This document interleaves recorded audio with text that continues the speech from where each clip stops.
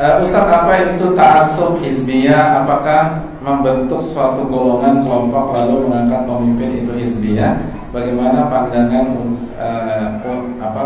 pandangan antum tentang terjadinya kelompok bahkan di dalam satu pengajian di zona Ferabi? Terima kasih atas pertanyaannya.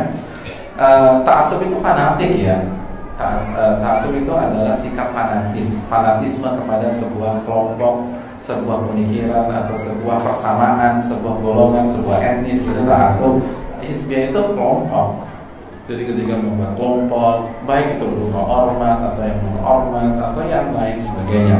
Dan ta'assub itu tidak diperbolehkan karena kita hanya boleh komitmen kepada Allah dan Rasulnya, siapapun itu. Bahkan kepada para a'imah saja mereka tidak mau dita'assubi. Nabi mengatakan, Imam Syafi'i mengatakan, idza khalafa qawli qala Rasul fadribu qawli ha'il. Apabila ucapanku bertentangan dengan sunnah Nabi, buanglah ucapanku ke tembok, jangan ta'assub kepada diriku. Imam Abu Hanifah mengatakan idza sahal hadits wa madhhabi. Imam Malik mengatakan kullu qawlin yukhad wa yatraku ila sahibi hadzal maqam. Setiap ucapan diambil dan ditolak kecuali yang dikubur di kuburan ini. Jadi termasuk saya, jangan ditelan mentah-mentah, jangan fanatik. Jangan loyalitas kita berikan kepada kelompok kita berikan kepada perkumpulan kita, baik itu bawa nama dakwah atau bukan membawa nama dakwah, atau merasa dianggap bagian dari dakwah. Karena fanatisme, kalau maksudnya adalah komitmen, kita hanya tujukan kepada Allah dan Rasulnya.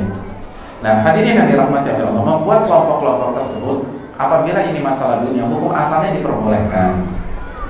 Namun perlu diperhatikan bahwa banyak kasus di tengah-tengah masyarakat, termasuk di kalangan internasional, semakin berjalannya waktu akhirnya jadi fanatik dengan kelompok atau perkumpulan tersebut.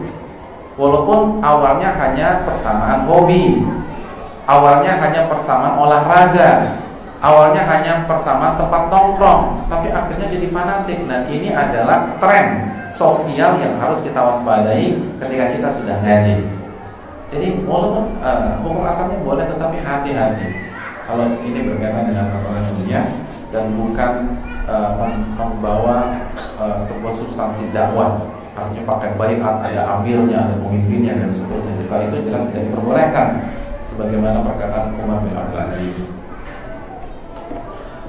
Oleh karena itu kita harus bersikap bijak ketika kita melihat saudara kita buat kelompok karena persamaan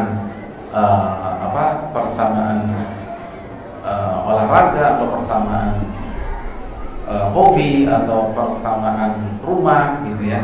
Ini yang daerah ini mana-mana tuh bareng.